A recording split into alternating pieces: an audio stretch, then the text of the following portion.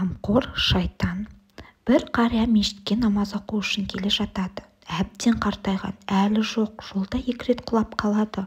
Сонда да қайткен кезде намазға үлгіріп, Алланың разылығын алу үшін жүріп келеді.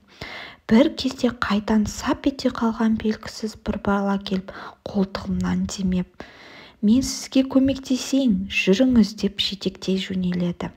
Қарияның жүрісі өніп, жағдайы түзеліп, жаны кіріп қалады.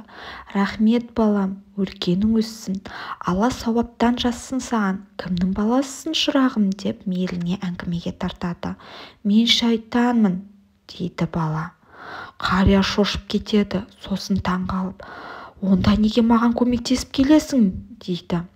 «Сенің Аллаға жан жүрегімен беріліп, осынша ауыр халде болсаң да мешітке барсам деген ниетің үшін Алла саған жанат сыйламақ.